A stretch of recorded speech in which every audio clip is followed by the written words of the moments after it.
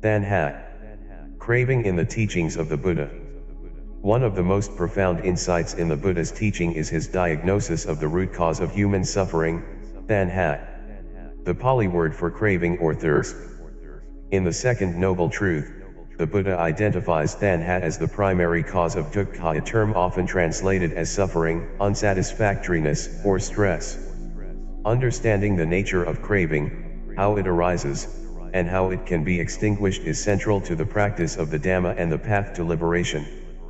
What is Taṇhā? The word Taṇhā literally means thirst. It signifies a deep, compulsive desire, a constant longing or clinging.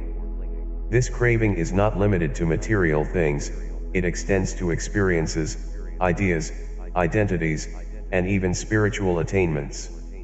The Buddha spoke of Taṇhā as the fuel that keeps the wheel of samsara, the endless cycle of birth, death, and rebirth turning.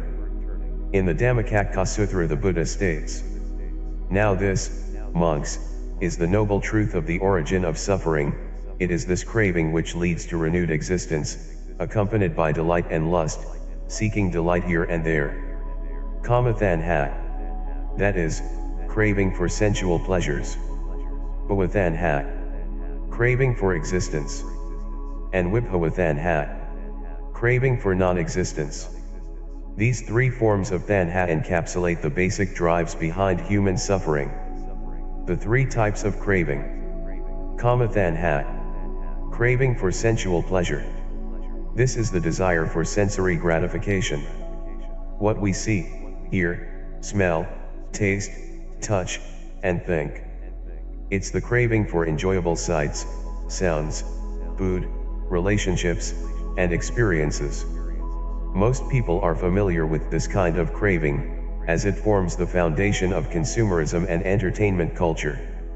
Bhava Taṇhā, craving for existence. This is the desire to become something, to maintain or assert a sense of self or identity.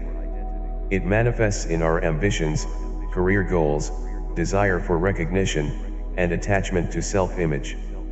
Spiritually, it may also be the desire for rebirth in a heavenly realm or attainment of certain meditative states. Vibhava Taṇhā, craving for non-existence. This is the desire to not be, to end one's existence, or to escape unpleasant situations by negating reality. It can manifest in destructive tendencies, denial, escapism, or even suicidal thoughts. Ironically, even the wish to annihilate suffering by extinguishing the self can be a form of craving. How craving causes suffering. Craving is not mere desire. Wanting something does not always lead to suffering. The key distinction lies in attachment and clinging.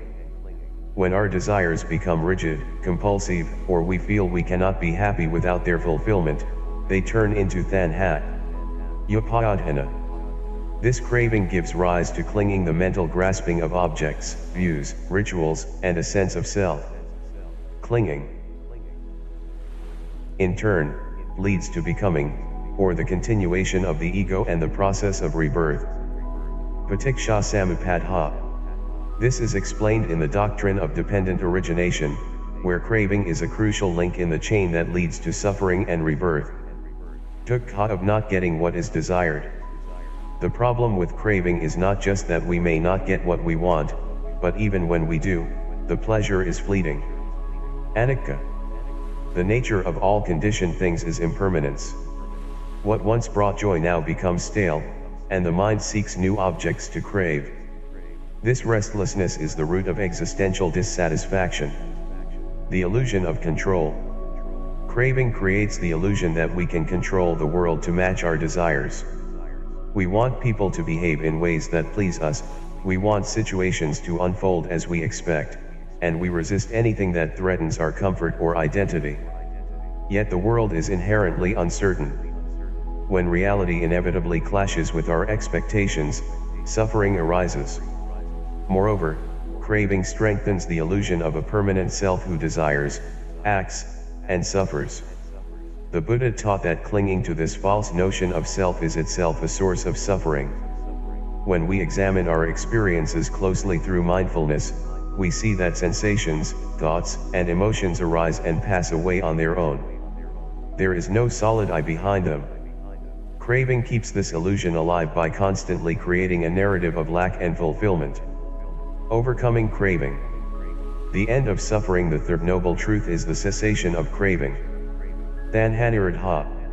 This is not a nihilistic extinction of all desires, but a deep inner release from compulsive grasping.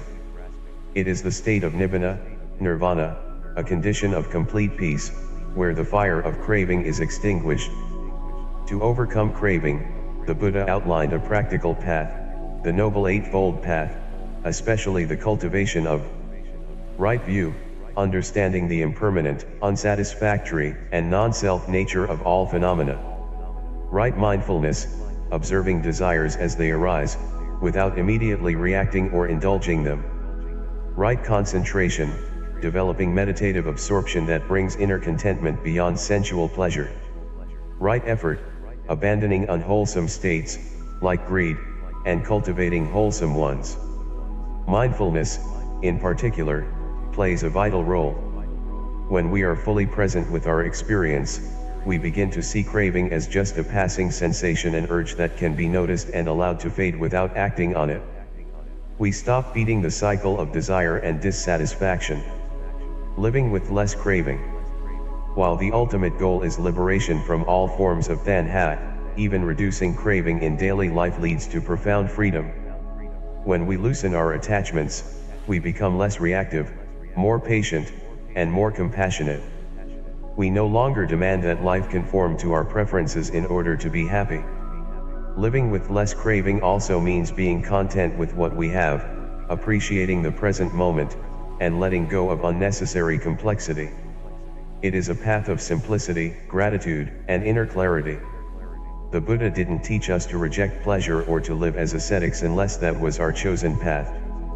He taught us to investigate the nature of our desires, to see whether they lead to bondage or freedom.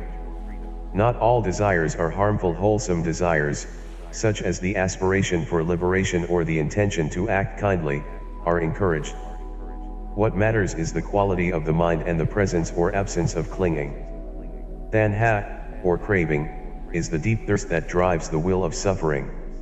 It manifests in countless forms: sensual pleasure, ambition, aversion, and even the desire to not exist.